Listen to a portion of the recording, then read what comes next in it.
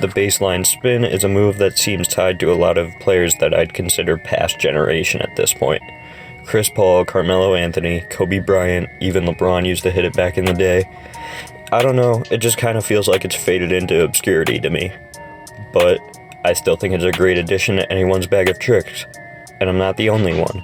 Guys like Jason Tatum and Brandon Ingram still carry the move today. It's a tough shot to hit, but it's also tough to guard. It's a trade-off that anyone who's comfortable with their shot will take 10 out of 10 times. So today, we're going to outline the basics and get this one down. Let's get started.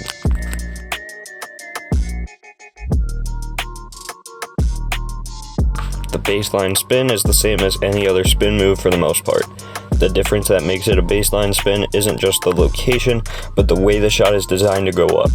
If you shoot out of a baseline spin, the best way to shoot it and keep space between you and your defender is to fade away.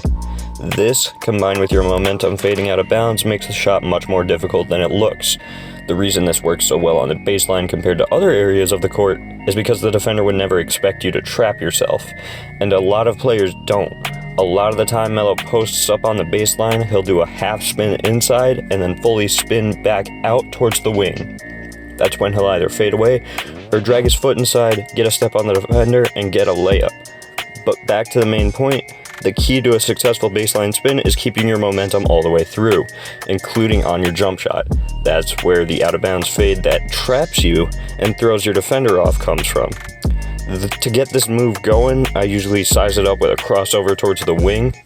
From there, spin outwards towards the corner and gather, fade into the shot without any extra steps. The move is quick, so that extra change in direction in the beginning can do nothing but help you. As you can probably gather from that tidbit of information, the footwork in this move is the most important piece. Good footwork is what gets you up to speed and maintains that momentum, and obviously it's a bit close avoiding a travel on something like this. But that goes for any post move. Anytime you're in the post, your lower body is going to be much more important than your upper body. I already discussed this a bit, but let's talk about variations. I mentioned the half spin and full spin back out already, that's an easy one.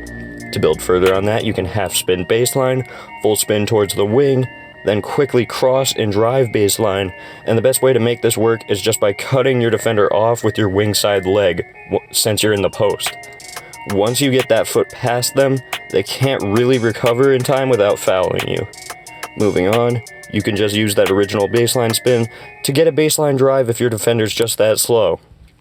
This is going to be ideal, so if you're originally trying to get into the shot, but a baseline drive opens up for you, take the drive. On the baseline, if you have hang time, it doesn't matter what size you are, you have the advantage.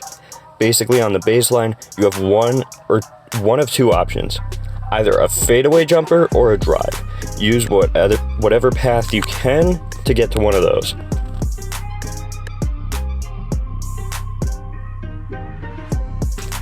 I already know some of you would probably scream in my face if you got the chance. Why isn't this titled the Melo baseline spin? He's the guy that made it iconic. And to be honest, there's no real reason. It's not like I dislike Carmelo, but whenever I think of this move, CP3 is always the first guy that comes to mind for me. So that's the name I went with. If I wanted extra clicks, I would have called it like the JT baseline spin or something like that, or some generic clickbait bullshit. Plus, if you haven't watched that much of my content, you wouldn't know this, but a lot of my tips and moves are designed for the little guys. Being one myself, that's just what suits my style of play the best and what I'm best qualified to talk about, because this is what I do on a regular basis. I've gotten requests for moves that guys like AD and Giannis pull out, and while I plan to get to those at some point, it's just not what's suited to my playstyle. I have to adjust to those kinds of moves and get a feel for them myself if I want them to be successful. Damn, that got long. I'm done rambling, I swear. Thanks for watching. I'll catch you in the next video. Hey, actually, just one more thing before I go. I recorded the audio for this video before I made the 1v1 video, the last video, and so that's why this is a separate message and not just part of the outro. But I wanted to thank you guys for all the support on that, because that and the first 1v1 video I did are two of my most popular videos. So I know you guys want it. I'm gonna try and give you some more. But yeah, thanks for watching this time. Bye.